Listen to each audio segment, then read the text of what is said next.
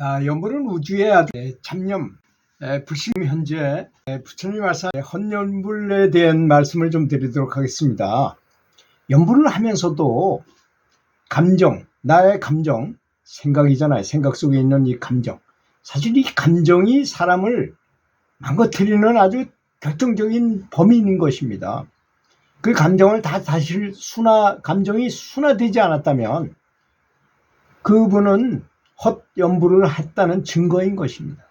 그렇잖아요. 연불을 많이 했는데도 다른 사람이 흉이나 보고 다른 사람이 뭐가 잘못되고 이거 사실 연불 열심히 해가지고 이렇게 감정이 순화가 되면요 다른 사람의 잘잘못을 보지 않습니다. 절대로 사랑으로 바라보게 돼요.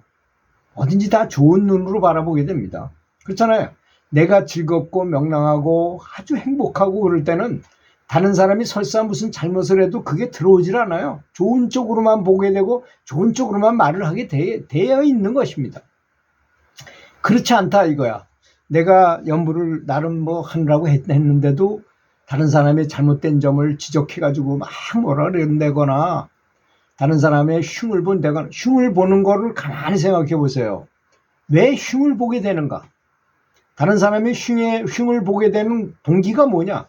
여기에는 시기심이 있고 질투심이 있고 분별심이 있고 분석력이 있고 아주 좋지 않은 생각이지 않습니까? 그렇지 않습니까?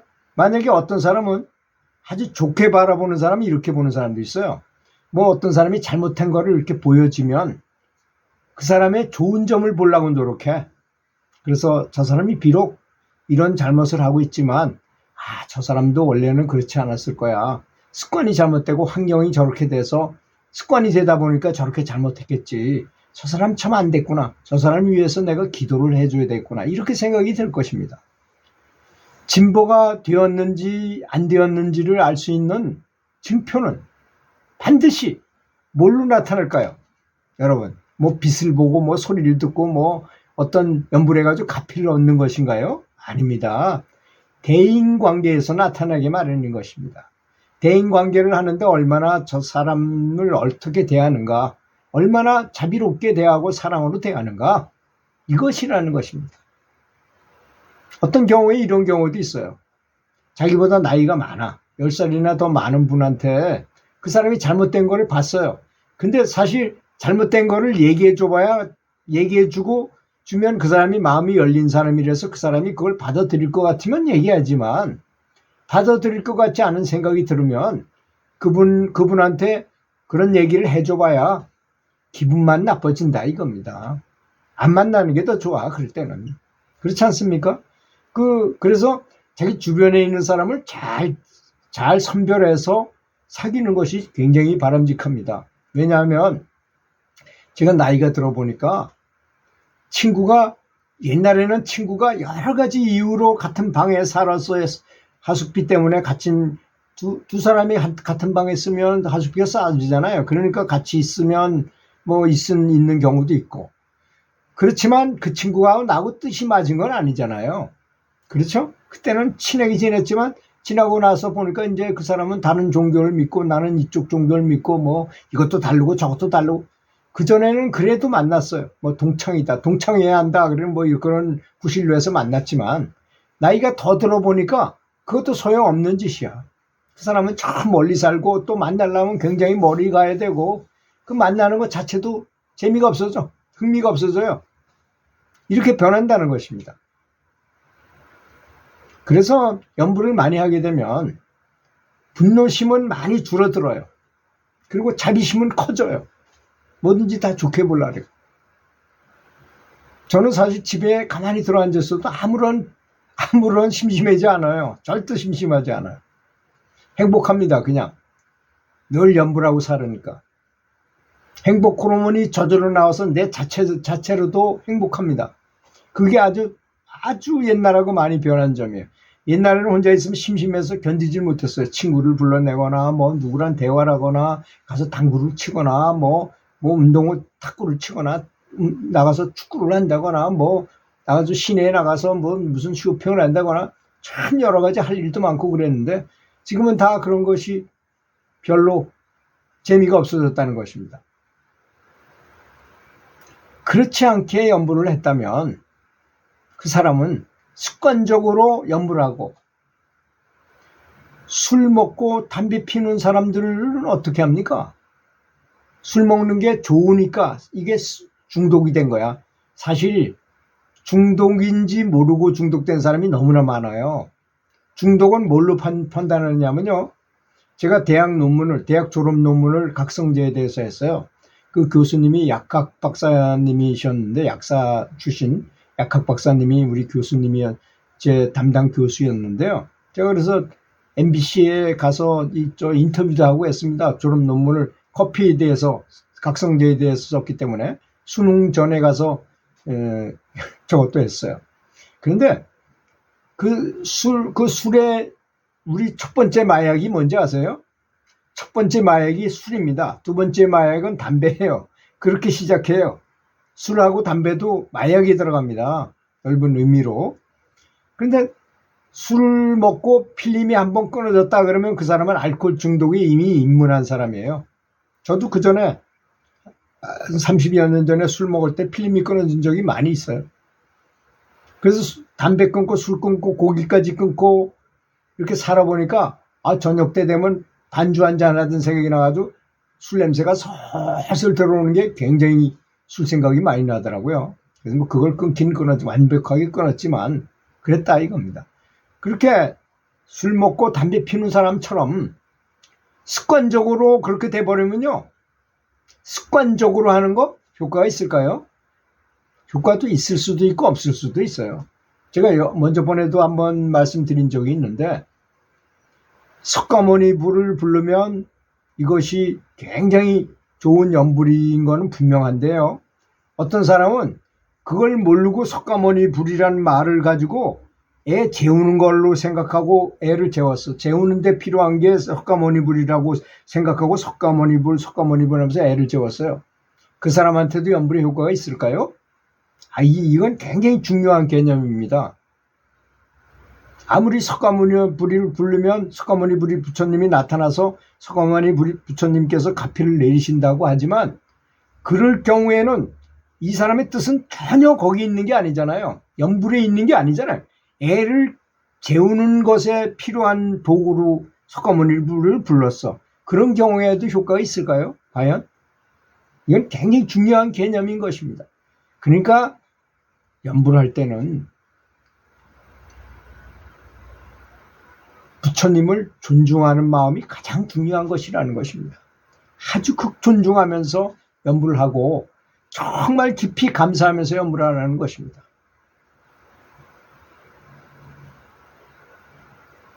진정한 연불이 우리가 알고 있는 것과 같을 것이라고 생각하기 때문에 진보가 더딘 것입니다.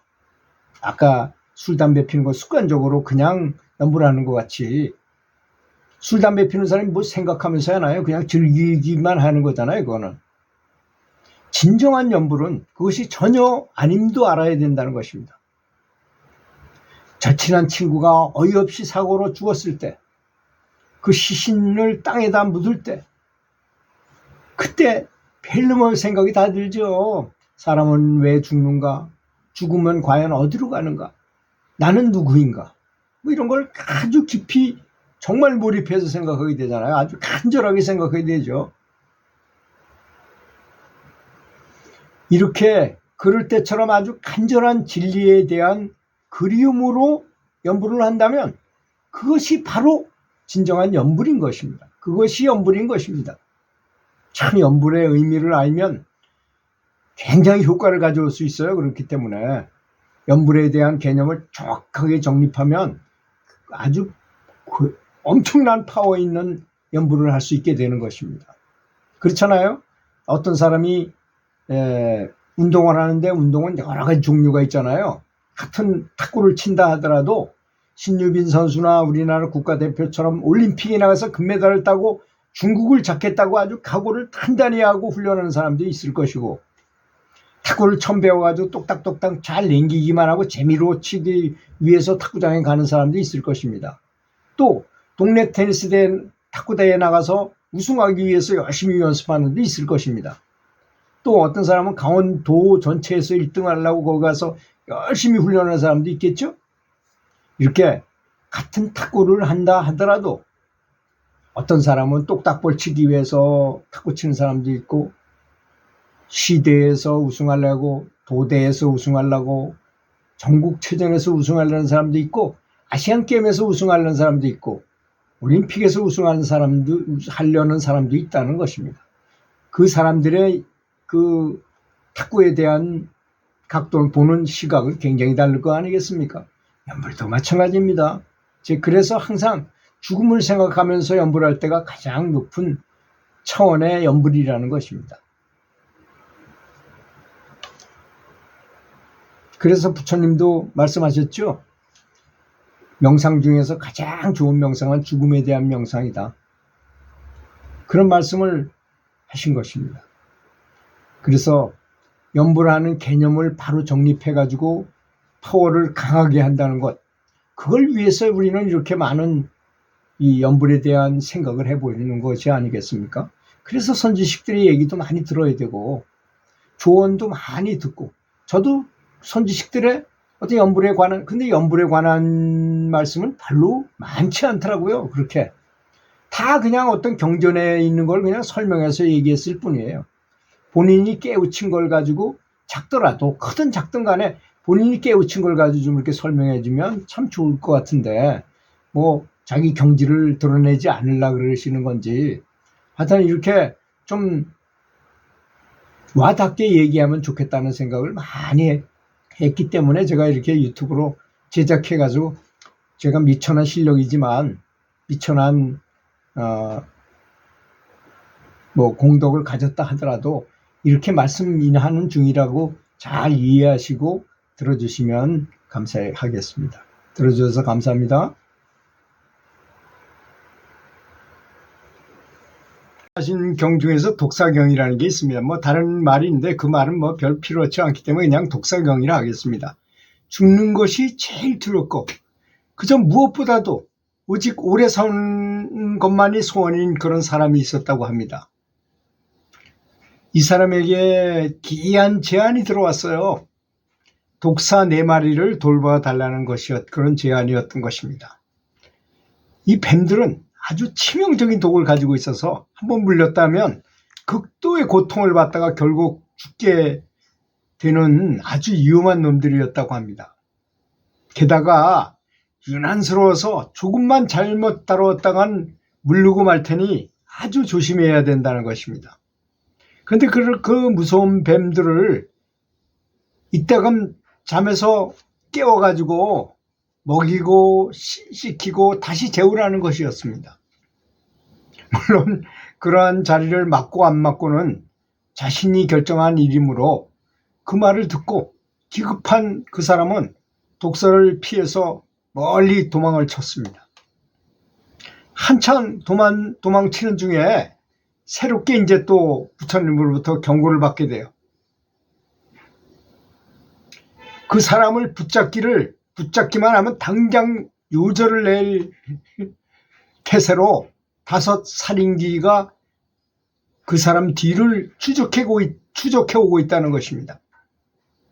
이 말에 놀란 그 사람은 힘을 다해서 도망을 칩니다.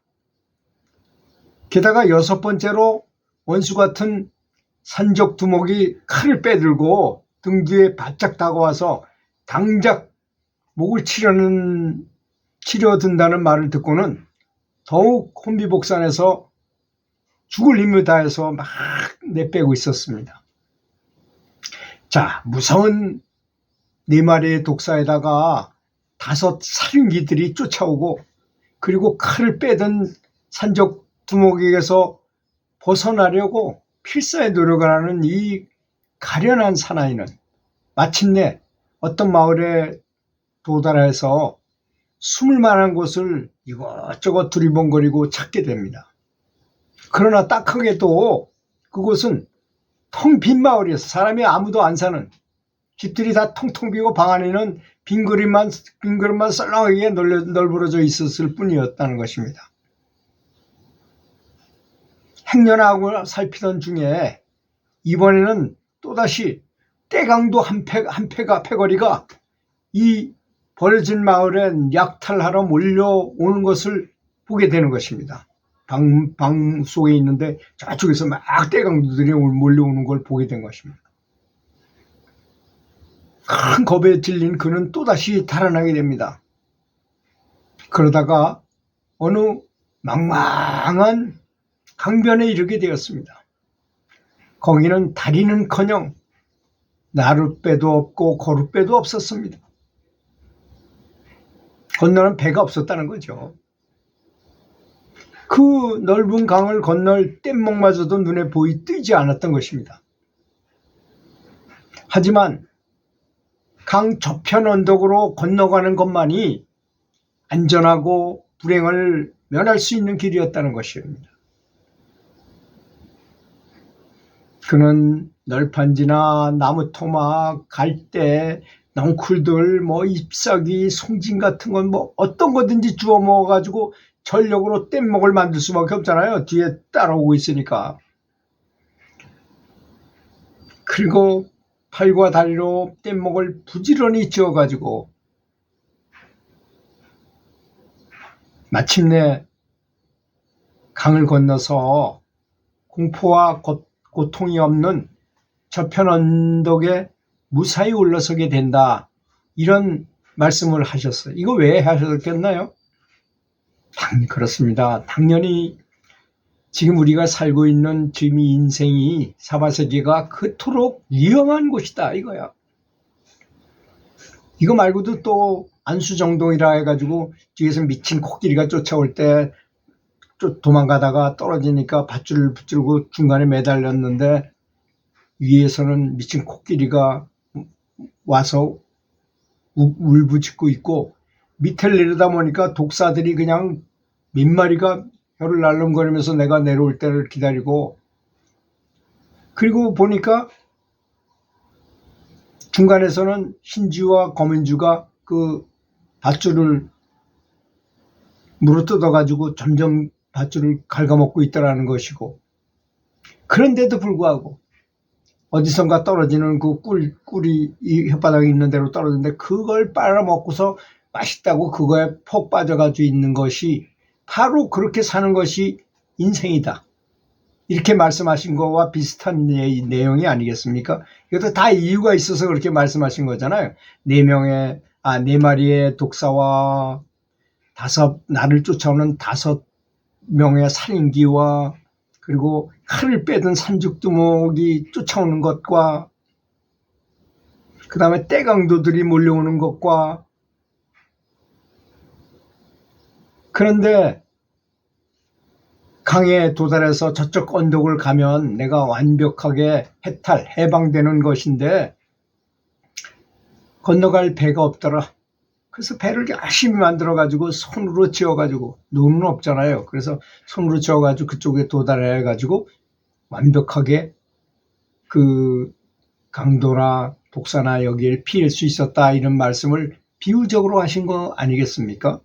이렇게 우리 인생은 너무나 불행하고 불합리하고 또 너무나 불안한 곳입니다. 살아보면 그렇게 느껴지잖아요. 또 이게 오래 살아보니까요, 정말 그전에 내가 높은 지위에도 있어봤고 돈도 있어가지고 좀 써보기도 하고 지위 있어가지고 또 다른 사람을 부려도 봤지만 지나고 보니까 다 허망한 것이구나. 그래서 그런 말씀이 여기 그런 말씀이 있잖아요. 몸한테 아무리 음식을 잘 주고 잘 보답하고 좋은 걸 걸치고 좋은 화장품을 바르고 아무리 좋게 해줘봐야 이건 밑 빠진 독에 물 붓습니다. 오로지 남는 거는 이런 건 남는 게 아니고 죽어도 남는 것은 무엇이 있겠습니까? 우리가 염불하는 것, 진정한 마음의 목표를 두고 바로 저 강을 건너기만 하면 아주 평화로운 곳이 있는 것이다. 그 강을 건너는 뗏목이 바로 염불이라는 것입니다. 그러니까 진심으로 각성을 해가지고, 그 전에 내가 염불할 때 그냥 별 의식 없이 그저 좋다니까 그저 이렇게 하는 거 하고, 이 볼테이지가 굉장히 다르잖아요. 어떻게 생각하느냐에 따라서 어떤 사람은 아주 간절한 마음으로 하고 어떤 사람은 반 마음으로 하고 어떤 사람은 그냥 당연 비슷하게 한 10%의 마음으로 합니다. 그럼 효과가 있겠습니까? 그렇지 않습니까? 제가 말하는 건 뭐 힘을 주라는 얘기가 아니에요. 마음을 어떻게 간절도를 말하는 거죠. 그죠? 부처님도 그걸 바라고 이런 경에서 이런 말씀을 하시는 거 아니겠습니까? 그저 멍청이 살지 말고 독사가 네 방 안에서 너하고 같이 살고 있다. 그 한 번만 물리면 그냥 죽는 건데 시커먼 독사하고 같이 잠을 자고 있다고 생각해라. 그렇게 인생이라는 그런 것이다. 그렇게 독사가 너하고 같이 자면서 굉장히 무섭고 언제 죽을지도 모르는 그런 아주 불편한 상황인데 어떻게 잠을 편안하게 잘 수 있겠는가. 언제 어느 때든지 간에 해탈을 하기 위해서 최선을 다해서 연부를 해라. 이런 취지로 말씀을 하신 것입니다. 우리는 평상시에 이 죽음을 잊고 살아요. 그래서 이 죽음에 대해서 가장 리얼하게 얘기한 사람은 톨스토이입니다. 톨스토이는 그렇게 말했죠. 죽음을 생각하지 않고 사는 사람은 동물이나 무엇이 다르냐 이거야. 그렇지 않습니까? 동물들도 맛있는 거 먹으러 다니고 뭐 이성 찾으러 다니고 또 좋은 뭐 재밌는 놀이하러 다니고 그러잖아요. 동물들도 마찬가지고 사람으로 사람의 몸을 가지고 태어났으면서 뭐 매일 맛있는 거 누구랑 만나고 뭐 누구하고 어떤 이성을 꼬여가지고 같이 즐겁게 지낼 것인가 이런 것만 생각한다면 이게 짐승이나 다를 바가 뭐가 있습니까? 사람으로서 다른 게 있다면 사람인데도 불구하고 부처라는 어떤 특별한 경지를 이룬 분이 있어요. 그분을 성함을 계속 명호를 부르면서 닮아가라고 노력하는 것이 바로 연불이라는 것입니다. 연불의 의미는 너무나 큰 것입니다. 연불의 의미를 우리가 잘 모른다고 해도 연불을 열심히 하게 되면 나타나는 그 현상은 대단한 것입니다. 하지만 연불을 할 때 정말 의미를 가지고 해야 된다는 것입니다. 가치를 두고 해야 된다는 것입니다. 정말 감사하면서 해야 된다는 것입니다. 부처님을 아주 극존중하면서 정말 존중하는 마음으로 연불해야만 큰 가피를 얻게 될 것이라고 믿습니다. 들어주셔서 감사합니다.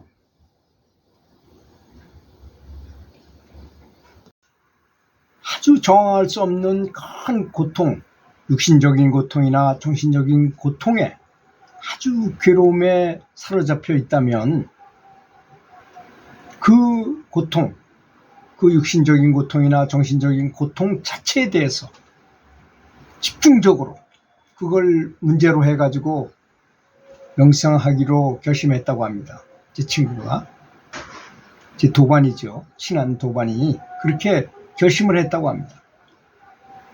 그러니까 뭐 매번마다 이런 걸 당하니까 이렇게 돼서는 안 되겠구나. 이걸 한번 넘어서보는 방향으로 한번 해보자 하는 생각이 들었던 것입니다. 그래서 그는 밤새도록 괴로움 속에서 온 사지가 싸늘해짐과 더불어서 이 원래 정신적으로 큰 고통을 겪으면 내장도 불편해지기 마련이거든요. 내장 속에 불편함, 거북하고 뭐 하여튼 영 불편한 거를 함께 느껴졌던 것입니다. 그래서 그는 밤새도록 그 고통과 괴로움과 마주하면서 잠들지 않고 그대로 깨어있는 상태로 누워서 자는 것도 아니고 안 자는 것도 아닌 그 가수면 상태로 있었다고 합니다. 한번 결단을 내려보자. 요 고통하고 내가 싸워가지고 한번 이겨보자 이런 생각을 하게 된 거죠. 그렇다고 뭐 힘을 써가지고 이기는 이런 건 아니잖아요. 그래서 그의 마음은 그에게 있어서 괴로움에 대해서 계속 시끄럽게 내면에서 소리로 계속 떠들고 있는 거를 스스로 냉정하게 네가 어디 말하고 싶으면 말해봐라. 얼마나 괴로움을 주는가 하고 자세히 냉정하게 바라보고 있었던 것입니다. 고통으로부터 멀리 떨어져가지고 고통을 벗어나고자 하는 것이 아니라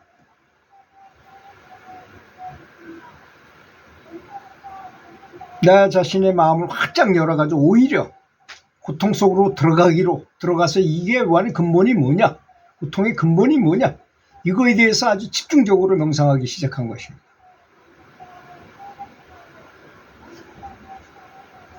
계속 괴로움에 맞서자 계속 괴로움이 일어나는 모습을 계속 바라보면서 계속 맞서게 되니까 괴로움이 그냥 강 건너 불 보는 것처럼 냉정하게 바라보이는 그런 괴로움일 뿐이라는 것을 깨닫게 됐어요. 결코 끝날 것 같지 않은 그 고통의 순간들이 지나간 후에 언제부터인가 그는 신비하게도, 아주 신기하게도 어느 순간 갑자기 찾아온 고통이 스스로 탈바꿈해서 변환되는 순간을 맞게 되더라는 것입니다. 바뀌더라는 거죠, 고통이. 새벽 무렵이 이제 밤새도록 가수면 상태로 있다가 계속 그걸 바라보면서 생각했더니 새벽 무렵이 되자 괴로움은 철저히 파괴되고 완벽하게 사라지는 순간이 오고야 말았던 것입니다. 이 괴로움의 그 근본을 아주 완전히 파헤치게 된 거죠. 오히려 그 속으로 들어가서 호랑이 잡으려면 호랑이 굴 속으로 들어가야 되는 것처럼 이 사람은 한 겁니다. 갑자기 그는 어떻게 설명하기 어려운 마음속에 아주 황홀한 에스터시 같은 게 터지더라는 거죠. 원래 그렇잖아요. 어떤 어려운 일이든지 간에 몰입을 해가지고 거기에 집중적으로 생각하게 되면 큰 환희심이 생긴다 그래요. 그래서 비록 명상이나 참선이나 연불이나 이런 걸 하지 않았음에도 불구하고 뭐 뉴턴이라든지 에디슨이라든지 뭐 이렇게 집중적으로 뭔가를 연구하고 몰입해가지고 뭔가를 생각하는 사람들은 다 그런 체험을 했더라고요. 우리만 그런 걸 겪은 게 아니라. 그래서 그거는 그 사람들이 하는 경지는 낮고 우리가 하는 경지는 높고 이런 건 아닙니다. 사람이란 다 똑같아요. 뭘 생각하느냐, 목표를 어디다 뒀느냐만 다를 뿐이죠.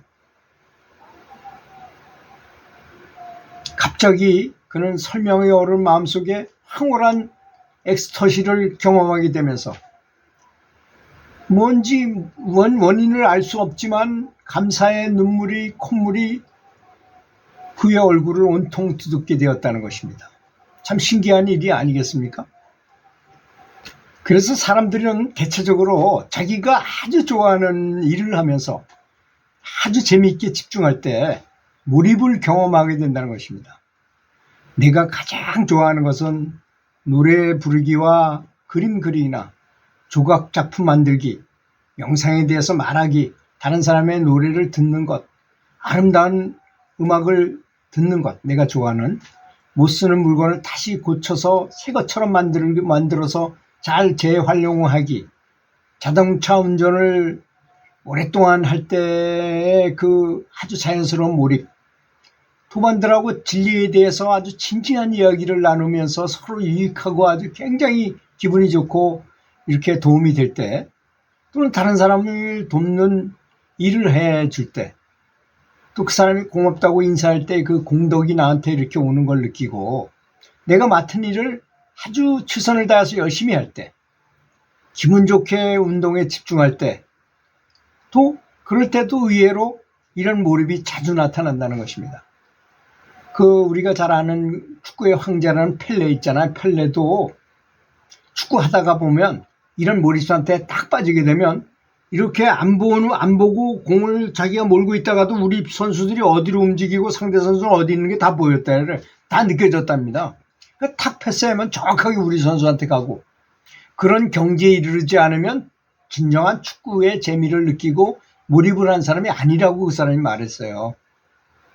몰입이란 그런 것입니다. 사실 운동선수들이 더 몰입을 더 많이 경험해요. 도저히 인간 힘으로 안 될 것 같은 그 한순간 그 찬스를 기가 막히게 살려가지고 골을 넣는 거 보면 그런 게 바로 몰입 상태에서 일어나는 일이거든요. 몰입이 되려면 어떤 상태에 가는지는 본인이 잘 생각해봐요. 자기가 좋아하고 재밌게 생각하고 항상 늘 생각해야 된다는 것, 이런 것이에요.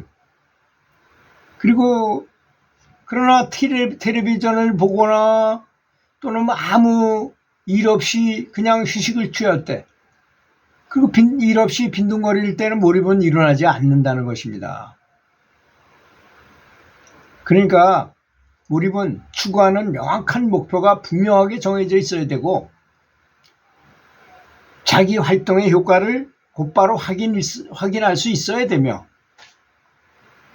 또 자기가 하는 명상, 또 연불, 뭐 참선, 이런 것의 난이도가 자기 실력에 맞게 균형을 이루고 있어야 된다는 것. 그래서 그 활동을 하면서 몰입을 맛보며 삶의 질을 아주 확실하게 끌어올릴 수가 있죠. 왜? 엑스터시가 터지니까. 그렇죠. 두뇌 속에서 엑스터시가 터지고 행복 호르몬이 폭발적으로 분비하게 되는 현상을 일으키게 됩니다. 이걸 단 한 번만이라도 경험하게 되면요, 이런 현상이 일어나요. 어떤 분이 친구를 따라서 노인들 호스피스 병동에 가서 도우미를 했어요. 봉사활동을 했어요. 근데 노인들이 움직이지도 못하는 노인들 뭐 이렇게 뒤척여주고 대변도 받아내주고 참 어려운 걸 해주니까 이 양반들이 뭔가 할 거 없으니까 고맙다는 눈빛을 보내는 거야. 그 눈빛 속에서 자기한테 공덕이 엄청나게 쌓이는 걸 알고 감동의 눈물이 쫙 쏟아졌어요, 이 양반이. 그걸 몇 번 경험하고 나서 할 수 없는 눈물이 그냥 막 나는 거야. 너무너무 그 황홀한 지경을 체험했어요. 그 사람이 다음에 또 봉사활동 가겠습니까? 안 가겠습니까? 당연히 가겠죠. 가가지고 그거보다 더 어려운 일도 가서 막 해줘요. 그 몰입을 느끼게 되니까 그런 것입니다.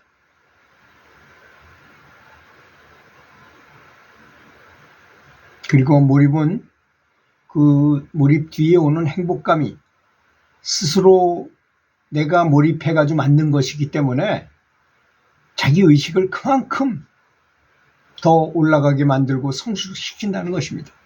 그게 너무나 좋은 것이죠. 그 여러분들은 직접 호스피스 병동에 가서 일을 해야만 그런 것이 아니고 다른 사람을 위해서 연부를 해줘도 마찬가지의 효과를 가져올 수 있어요. 진심으로. 제가 권하고 싶은 거는 제일 원수진 사람 순서를 정해가지고 제일 원수진 사람부터 그 사람이 잘 되도록 그 사람한테 오히려 감사해주고, 원수 역할이 얼마나 힘듭니까? 깨달은 스승은 절대 할 수 없는 걸 그 사람이 해주는 거잖아요. 원수 역할을 해줘야지만 내가 원수에 대한 생각도 하게 되고 그 사람의 에너지를 엄청나게 소모하면서 그 일을 하게 되는 거니까 오히려 감사하는 거죠. 그리고 그분이 잘 되길 바라고, 내가 잘못이 있다면 나를 참여하고 그분이 잘 되게 계속 그렇게. 그래서 10명까지 뭐 있으려나마는 찾아보면 10명이 있을 수도 있겠죠. 과거에 잊혔던 사람까지 다 생각이 난다면. 그런 분들한테 다 사면장을 줘가지고 내보내도록, 내 마음속에서 원수를 다 없애도록 한다면 크게 진보하는 즐거움, 몰입의 즐거움을 느끼게 될 것이라고 믿습니다. 들어주셔서 감사합니다. 아주 깊은 한강에서 뱃사공을 하던 사람이 있었습니다. 그 사람은 사람들이 항상 한강을 많이 건너다니니까 잠시도 쉴 시간이 없는 거예요. 근데 이 사람은 불심이 엄청 깊으니까 절에 자주 가고 싶어서 연불하고 기도하고 진리 추구하고자 하는 마음, 스님의 법문도 듣고 뭐 이러고 싶은데 사람들이 매일같이 오니까 이걸 어쩔 수가 없는 거예요. 그 급한 사람도 있고 뭐 꼭 가야 되는 사람도 있고, 그러니까 한강 나루에서 계속 사람들을 실어 날리다 보니까 전에 가지 못하는 거예요. 그럼에도 불구하고 어느 날 뱃사공은 절에 가서 큰 스님을 뵙고 참 울면서 하소연을 했어요.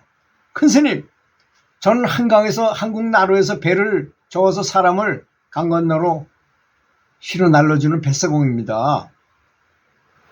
매일 강 건너 사람들을 나루에서 강 건너로 배를 저어서 건너줘야 하니 이걸 제가 일을 안 하면 안 되기 때문에 절에 자주 오지 못합니다. 그럼 하소연을 하는 거야. 큰 스님이 이제 뱃사공의 말을 자세히 듣더니 물어봤어요. 그런데 오늘은 어떻게 온 것이오? 그랬더니 뱃사공이 하는 말이, 지금까지는 정성을 다해서 강 건너로 사람들을 잘 데려다 주었지만 요즘은 대충 배를 저어주고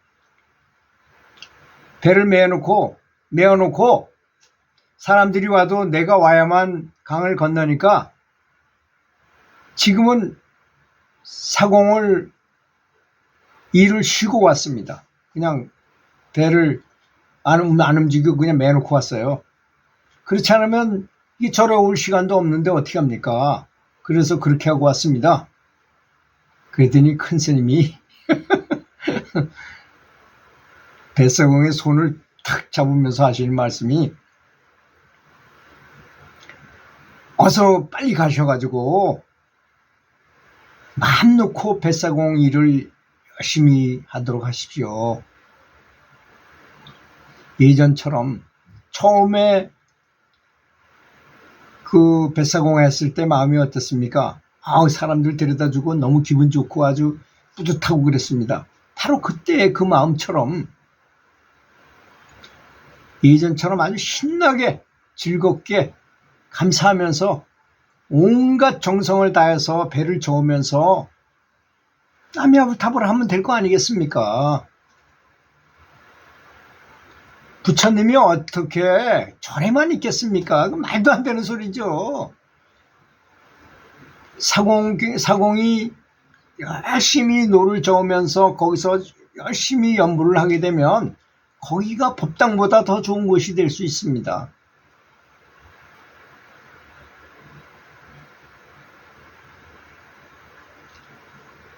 당신이 정성껏 배를 젓는 그 행위가 바로 부처님에게 드리는 헌신 공양물인 것입니다.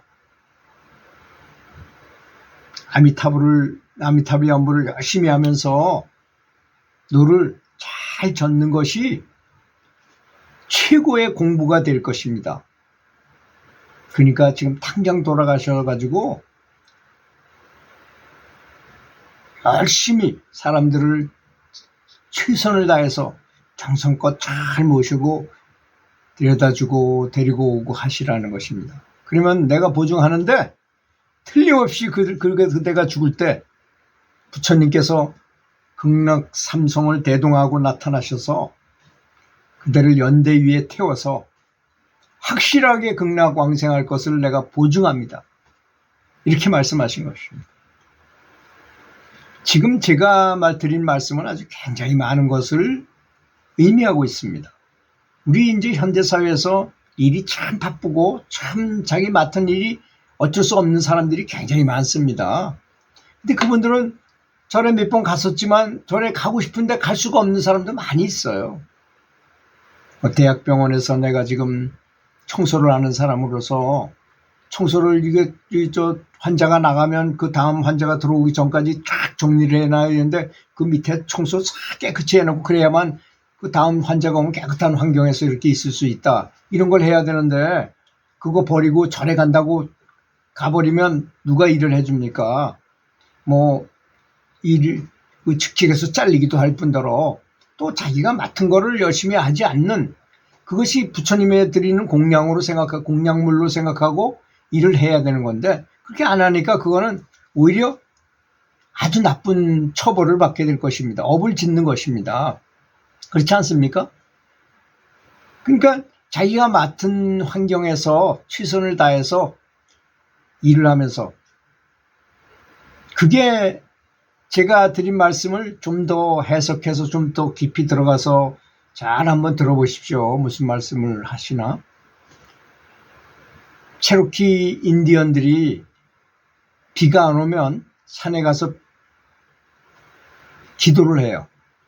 그 사람들이 말하는, 그래서 이제 체로키 인디언의 친구가 그 인디언을 따라서 기도를 어떻게 해나 그 효과가 좋다는데 이 친구가 어떻게 해나를 보러 갔어요. 산에 올라갔어요. 그랬더니 그 사람들이 말하는 신성한 곳이라는 게 돌로 이렇게 뺑 이렇게 원을 그려놓은 곳이 있더라는 것입니다. 아주 신성한 장소라고 생각하는 곳이에요. 전통적으로 그 인디언들이. 그리고 거길 다 가더니 거기서부터 맨발로 그 주변까지 걸어가는 자세가 벌써 기도하는 자세라는 것입니다. 여러분 왜 표정도 그렇잖아요. 표정도 그렇고 걸음걸이 하나하나가 연불이고 기도고 헌신하는 신에게 드리는 헌신이라는 것이 느껴질 수 있잖아요. 걸음걸이에도. 최고로 존중할 때 생각해 보십시오. 우리는 이렇게 해요. 사장님이 나를 승진시켜준다 그래서 아주 굉장히 사장을 잘 모셔. 그것도 헌신입니다. 근데 목표가 다를 뿐이죠.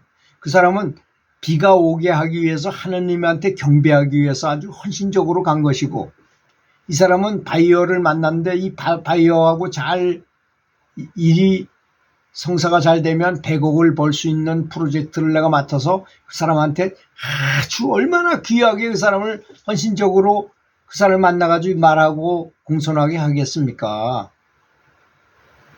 그렇지 않습니까? 그런데 외국 바이어들은요, 우리하고는 전혀 달라요.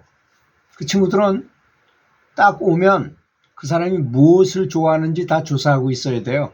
그 사람이 당구를 좋아하고 또 골프를 좋아하고 또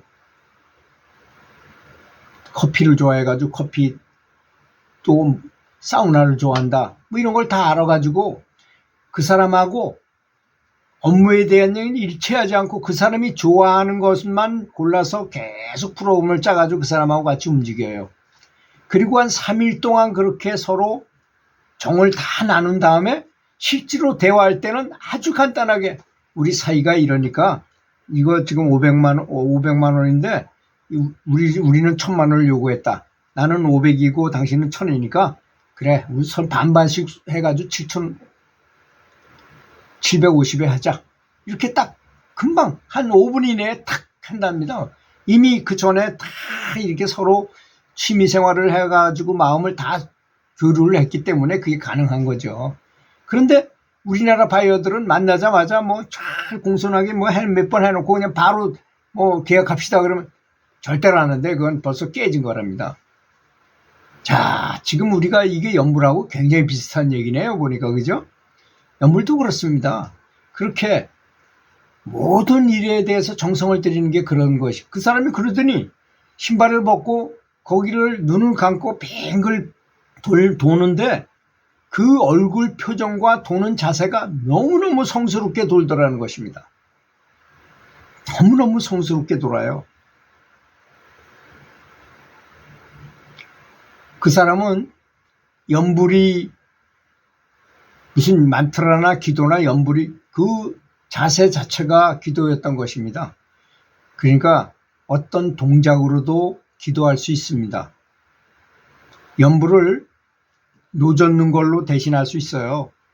마음속으로 노저으면서 마음속으로 남의 압을 탑을 하면서 이렇게 연불을 할 수도 있지만, 남의 압을 탑을 못할 때도 행동으로 이 자체를 남의 압을 탑을로 할 수 있어요. 좀 잘 이해하셔야 됩니다. 요걸 잘 이해하게 되면 내가 맡은 일을 하는 것을 부처님에게 드리는 공양물로 연불로 생각하고 그대로 바치는 아주 고차원적인 연불을 할 수 있게 된다는 것입니다. 참 놀라운 일이죠. 그러니까 큰 스님이 빨리 돌아가서 빨리 배송 보고 빨리 지금 기다리고, 당신이 올 때를 얼마나 기다리겠냐, 빈배가 저쪽으로 건너가야 되는데 사람은 안 오지, 얼마나 답답하겠느냐, 가서 내가 절에 가서 큰 스님을 만나러 빨리 가라 해서 내려왔다, 미안하다 그러면서 그 사람들한테, 그 사람들을 부처님으로 보고 잘 모셔다 드려라 그러면서 연불을 계속하면 이 절에 올 필요가 뭐가 있느냐, 절에만 부처님이 있고 거기는 없느냐, 그렇다면 그게 무슨 부처님이겠느냐, 이렇게 말씀을 하셨다는 것입니다.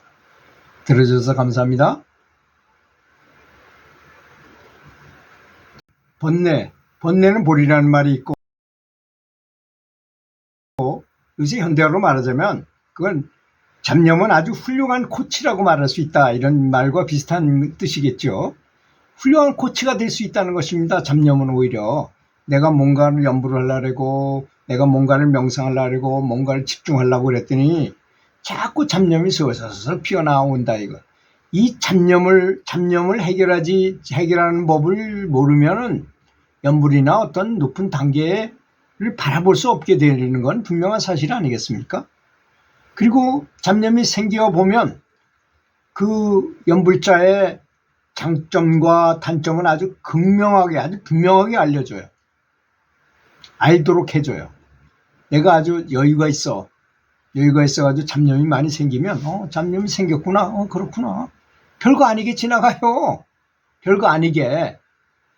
제가 여러 번 말씀드렸죠. 영화 속의 한 장면이라고 지금 우리 이 세상에 있는 삶 자체도 영화 속의 한 장면과 똑같잖아요, 사실.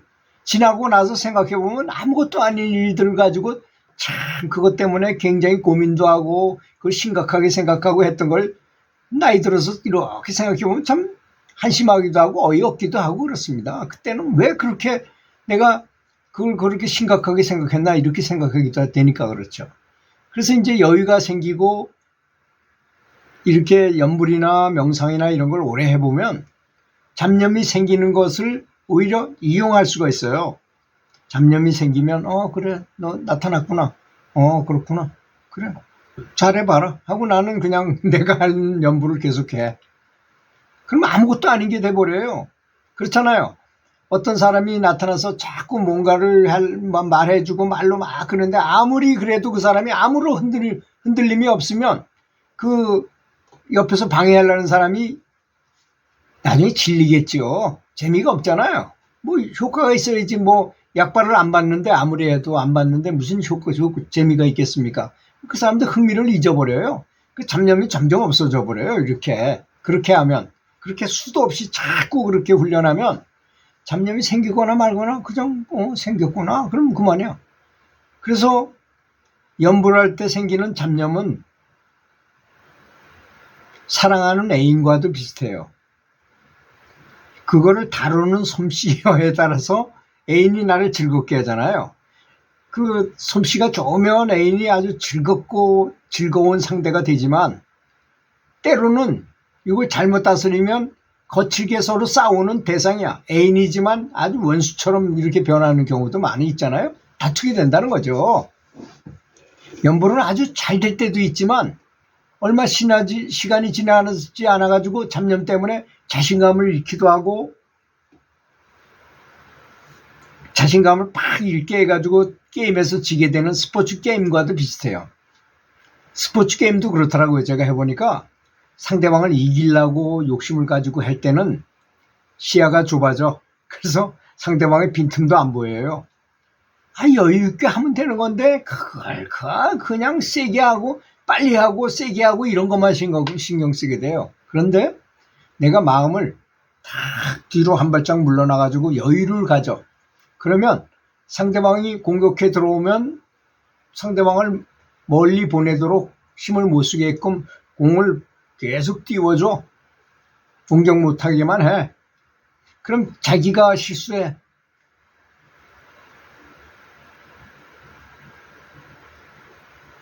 그리고 상대방의 단점이 잘 보여요.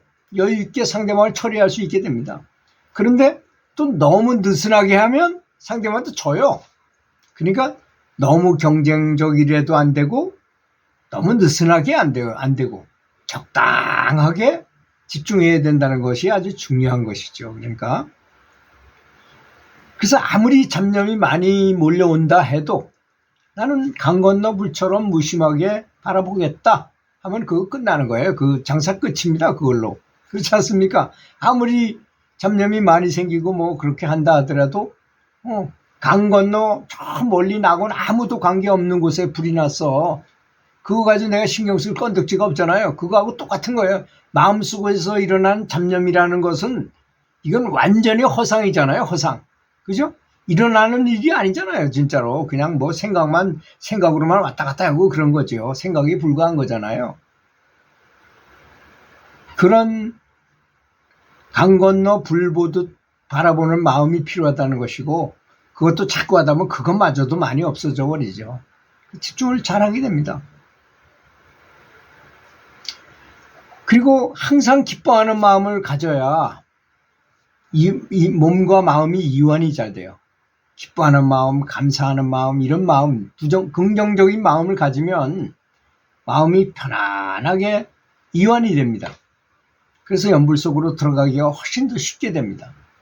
그래서 제가 부처님께 감사하면서 감사한 마음을 가지고 연불하는 것이 가장 연불이 잘 되게 하는 비법입니다. 이렇게 말씀을 드리는 거죠. 그리고 신체를 바로 하는 좋은 방법은 또 이런 게 있어요. 제 위에 이렇게 갈고리가 있다고, 그렇게 머리 백해 있는데 갈고리가 있다고 생각하고 갈고리를 딱 해가지고 위에서 쫙 잡아당긴다고 생각하면 이렇게 쫙 펴지잖아요. 이렇게 몸이. 그리고 갈고리가 잡아당기고 있구나 나를, 이렇게 생각하고 그 다음에 힘을 쭉 빼. 갈고리가 나를 당기고 있구나 라고 생각하면서 하면 척추가 곧바로 쫙 쓰고 아주 바람직한 연불의 자세가 됩니다. 그리고 척추가 아주 고추 속에 되고 이 육신적으로도 아주 굉장히 바람직한 상태가 된다는 것이죠. 그 잡념 처리하는 방법은 정말로 많이 개인적으로 연구해야 될 것입니다. 그리고 훈련해야 될 것입니다. 강 건너 불 보듯 하자. 그냥 어디서 일어나더라도 이런 거와 비슷합니다. 한창 재미있게 보던 드라마는 쏙 빠져가지고 내가 빨려 들어가서 그 잡념도 그래요. 거기에 쑥 빨려 들어가서 잡념으로 왔다 갔다가 뭐 여기 갔다 부산 갔다 서울 갔다 누구 만났다가 막 이러지만 강 건너 불 보듯해. 내가 완전히 연불에 집중을 딱 하고 있을 때는 아무리 잡념이 생겨봐야 나한테 아무런 영향을 못 미쳐요. 강 건너 불 보듯하기 때문에. 그런 방법을 진짜 내가 훈련을 통해서 그거를 얻어야지만 된다는 것입니다. 또 발언, 어떤 목표의식을 가지고 한다는 것은 굉장히 중요한 것입니다. 제가 여러 번 얘기했죠. 자장가라는 것이 자장율사를 부르는 거라 그랬잖아요. 그럼에도 불구하고 요새 사람들이 그 자장가의 의미를 전혀 모르고 그냥 정말로 애기 재우는 대로 애기 재우는 것으로 생각하고 자장 하면서 애를 잠재우는 데 필요한 노래로 그걸 한다면 무슨 연불의 효과가 있겠습니까? 자, 이 말은 굉장히 중요한 말입니다. 내가 나미아불타불을 했지만 나미아불타불의 의미를 전혀 모르고 이게 연불인지도 모르고 애를 재우는 방법이라고 그렇게 들었어. 그래가지고 나미아불타불 하면서 애를 재운다면 이건 자장가에 불과해요. 그냥 애 재우는 것에 불과하게 된다는 거죠. 자, 여기에 굉장히 큰 의미가 있는 거죠. 똑같은 말을 했는데도 똑같은 단어를 음절을 외웠는데도 불구하고 어떤 거는 정말 부처님이 나타나는 연불이고 어떤 거는 완전히 애 잠재우는 연불이 될 수도 있다는 것을 말하는 것입니다. 이거 잘못 들으면 또 오해의 소지가 있지만 잘 생각해 보십시오. 제 말이 맞나 안 맞나. 자장율사께서 그 애 보는 할아버지들이 우리가 빨리 죽을 날도 얼마 안 남았는데 우리가 더 중요한데 젊은 사람들만 가서 야단법석에 참석해가지고 법문을 듣고 우리는 못 들으니까 어떻게 하면 됩니까? 그러니까 이 자장율사도 급한 거야. 그렇게 자기 이름을 부르라고 말하고 싶진 않지만 그래도 할 수 없으니까 제 이름을 불리십시오. 그럼 제가 화신으로 나타나서 똑같이 작용해 드리겠습니다. 이런 거거든요.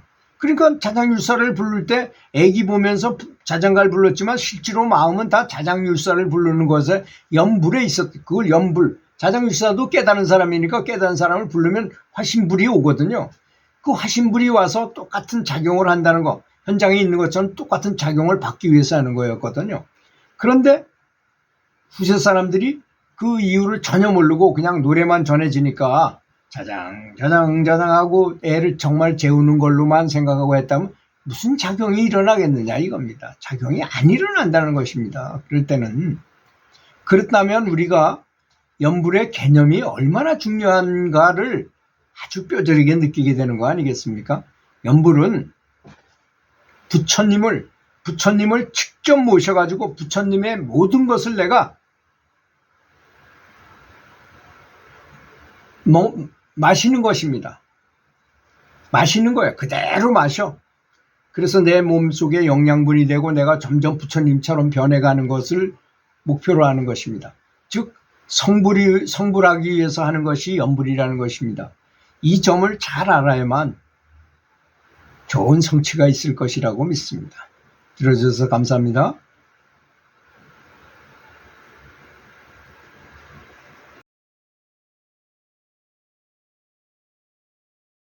그 불국토의 주파수와 같게 하는 작용을 하는 것입니다. 그래서 사람이 주파수를 어떻게 맞추느냐에 따라서 얻어들이는 것도 굉장히 다르리라고 생각하지 않습니까? 그렇지 않습니까? 어떤 사람은 사업이 잘 되기 위해서 연구를 했다고 생각해 보세요. 그럼 그 사람은 사업이 잘 되게 하는 주파수를 맞춘 거고, 어떤 사람은 병이 낫기, 내가 지금 큰 병에 걸려 있어. 그래서 병이 낫기 위해서, 또는 자기 부친이, 고친이 병에 걸려서 그걸 고치기 위해서 했다고 생각해 보십시오. 그러면 그런 주파수가 저절로 맞춰지게 될 것이 아니겠습니까? 그런데 연불의 최상위 목표를 가지라고 제가 늘 말씀드리는 이유가, 사실 부처님이 가르쳐 주신 84,000 법문은 모두가 부처님 입장에서 생각해 보십시오. 내가 성불을 했으니 모든 사람은 다 성불할 수 있는 것입니다. 그러니까 제가 이런 많은 방법을 가르쳐 드리지만 이 중에서 자기한테 제일 맞는 걸 골라서 성불하십시오 하고 가르쳐 주신 거지, 이거 배워가지고 뭐 인문고전처럼 뭐 지식을 하고 유익하라고, 지식을 많이 알게 하라고 하셨겠습니까? 그렇지 않습니까? 그게 연불의 목표는 성불이래야 된다는 것입니다. 그럼 갑자기 성불하기 위해서 연불하십시오 그러면 어떻게 그렇게 보통 우리 같은 보통 평범한 사람이 성불같이 높은 거를 구하라 그럽니까? 이렇게 말하는 분도 있더라고요. 전혀 그렇지 않습니다. 사람 속에는 누구나 부처가 될 수 있는 불성이 있습니다. 기독교에서는 성령이라고 말하고 불교에서는 자성불이라고 말하는 불성이 있다는 것. 누구나 다 불성, 개미도 불성이 있고 코끼리도 불성이 있습니다. 다 똑같은 불성이 있다는 것입니다. 그런데 주파수를 그렇게 주파수를 어떻게 맞추느냐는 굉장히 다른 거죠. 왜냐하면 일체가 유심주기 때문입니다. 크게 구하면 크게 얻을 것이고, 작게 구하면 작게 얻을 것이고, 자비심을 구하면 자비심을 얻게 될 것이고, 그렇잖아요? 용맹심을 구하면 용맹심을 얻게 될 것이 아니겠습니까? 그러니까 가장 높은 게 뭘까요? 저는 바로 자비심, 사랑과 자비, 사랑, 자비, 이거라고 생각해요. 왜 그러냐면 사람의 본성은 원래 그거기 때문입니다. 아주 거대한 압축 파일이 우리 몸 안에 들어 있습니다. 그래서 우수의식과 불국토와 주파수를 같게 하라는 것은 그런 의미를 갖고 있는 것입니다. 그래서 연불은 마치 잠든 여우가 잠이 들어 있는데 쓱 지나가던 호랑이를 봤어. 호랑이는 아직 나를 못 봤는데 여우가 호랑이를 봤어요. 그럼 어떻게 될까요? 깜짝 놀라죠. 그것처럼 연불을 하면 내면의 불성을 깨우는 놀라운 힘이 있습니다. 이 연불에는 이미 그런 거를 부처님께서 다 세팅해가지고 완전히 자동 실행되도록 다 만들어 놨어요. 연불을 했는데 그런 걸 깨닫지 못하는 거는 우리가 아직 미혹해. 다 내 탓인 것입니다. 내가 마음이 흐려서, 요새처럼 장맛비가 많이 쏟아지는데 비가 많이 오고 구름이 많이 끼어지면 더 큰 뒷산은 안 보이고 앞산은 보여요. 왜? 구름이 그래도 앞에 가까운 데까지는 가리지 않았기 때문에.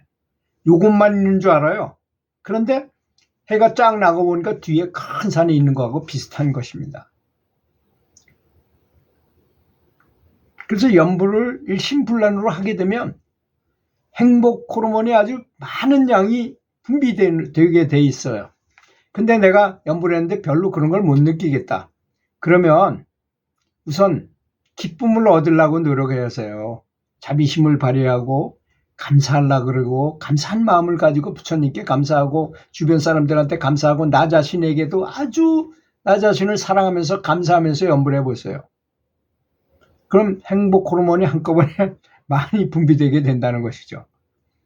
가슴속 깊은 곳으로부터 심금, 마음에 풍금이 있어가지고, 마음에 피아노가 있어가지고 피아노가 울린다는 것이잖아요. 심금을 울린다는 뜻이. 그게 분비됨으로 가슴속 깊은 곳에 환희심이 샘솟듯이 솟아나게 되고 침이 막, 이 달콤한 침이 막 나오게 돼요. 꿀꺽꿀꺽 마실 정도로. 감로수라고 말하잖아요. 그런 거를. 그렇기도 하고, 향기가 아주 불국토에 부처님의 향기가 나기도 하고, 여러 가지 증상이 나타나게 돼 있습니다. 사실 우리가 말한 여러 가지는 제가 어때 방광에 대해서 얘기를 했더니 어떻게 사람한테 방광을 할 수가 무슨 배터리냐 무슨 놈은 저 방광을 하느냐 이런 분들이 많은데 그분들은 아직 자기 속에 있는 등력을 해보지 않아서 그렇습니다. 정말 연부를 하다가 큰 힘을 얻게 되면 그 힘이 진짜 존재하는 힘이라는 걸 뼈저리게 느껴요. 내가 몸의 속에서 느끼니까 그런 거죠. 그게 힘이기도 합니다. 정말로. 그냥 제가 말하는 말로만 하는 그런 것이 아니에요. 그런 걸 체험하지 못하니까 그런 말을 할 수밖에 없어요. 그 사람 어떻게 그런 말을 하느냐 이렇게 하지만 그렇지. 그러나 이 말을 알아야 됩니다. 의도 기도라는 말이 있어요. 뜻이 가면 기도 따라 에너지도 따라간다는 뜻이에요. 그러면 사람의 어느 위치에다가 계속 의식을 집중하게 된다면 에너지가 거기에 모여가지고 거기 에너지 덩어리가 형성될 거 아니겠어요? 그렇지 않습니까? 어디다가 계속 한 군데다가 뭔가를 집중시켜서 계속 거기다 모으면 어떤 뭔가 만들어질 거 아니겠습니까? 마음도 똑같아요. 손가락 끝에도 단을 만들 수 있어요. 사람은. 손가락 끝에도 단을 만들 수 있다고요. 그러니까 가슴에 만들 수 있고 하단전에 만들 수 있고 상단전에 만들 수 있다면 사실 높을수록 좋을까요? 나쁠까요? 밑에다가 하면 그만큼 수준이 낮은 거예요. 그렇지 않습니까? 사실 눈썹 밑을 다 배설기관이에요. 그렇지만 눈썹 위쪽은 여기는 배설기관이 아닙니다. 거기서 그래서 성불 백호광명이라 해서 부처님께서도 여기다가 보석을 붙여놓고 거기를 강조했는데 그걸 말하는 불경은 별로 없어요. 왜?